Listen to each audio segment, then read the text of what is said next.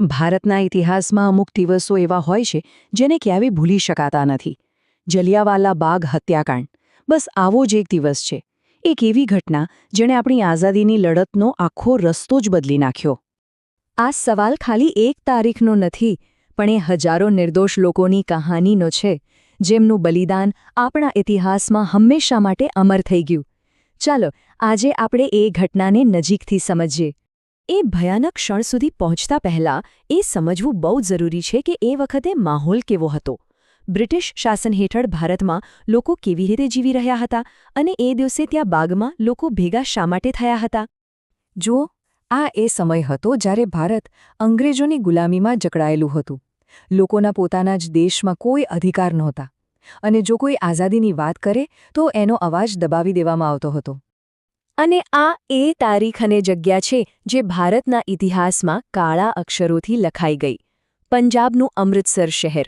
એ દિવસે ત્યાં કંઈક એવું થવાનું હતું જેની કોઈએ સપનામાં પણ કલ્પના નહોતી કરી.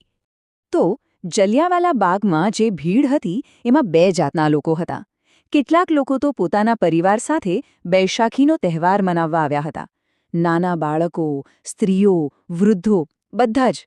અને બીજા કેટલાક લોકો અંગ્રેજ સરકારના કાળા કાયદાઓનો શાંતિથી વિરોધ કરવા માટે ભેગા થયા હતા. મતલબ કે ત્યાં હાજર મોટાભાગના લોકો તદ્દન નિર્દોષ અને નિશસ્ત્ર હતા.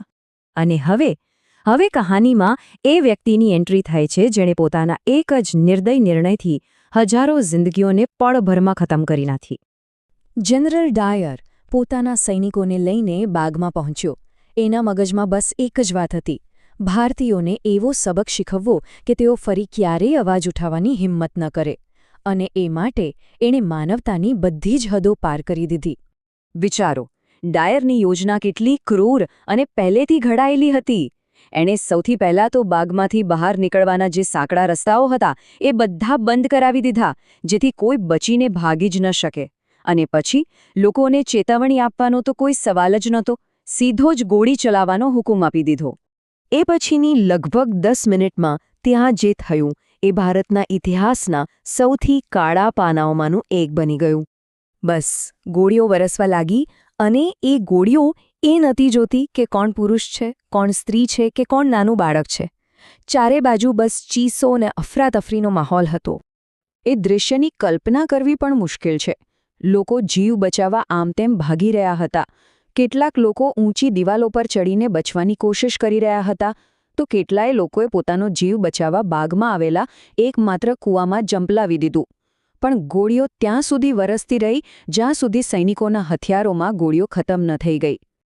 ગોળીબાર તો બંધ થયો, પણ પાછળ છોડી ગયો એક ભયાનક શાંતિ અને સેંકડો શહીદોની યાદો. સરકારી આંકડા ભલે ગમે તે કહે, પણ હકીકત એ છે કે આ હત્યાકાંડમાં સેંકડો નિર્દોષ લોકોએ જીવ ગુમાવ્યો. આ ખાલી એક આંકડો નથી, પણ એ સેંકડો પરિવારોની વેદના છે જેમણે પોતાના સ્વજનોને ગુમાવી દીધા હતા. આ એક વાક્ય જ એ હત્યાકાંડ પાછળની આખી નફરતભરી માનસિકતાને છતી કરી દે છે. એ નિર્દોષ લોકોનો કોઈ જ વાંક નહોતો. એમનો ગુનો માત્ર એક જ હતો કે તેઓ ભારતીય હતા અને પોતાના દેશમાં આઝાદીનો શ્વાસ લેવા માંગતા હતા. પણ આ ભયાનક હત્યાકાંડ એક અંત નહોતો. હકીકતમાં આ એક નવી શરૂઆત હતી.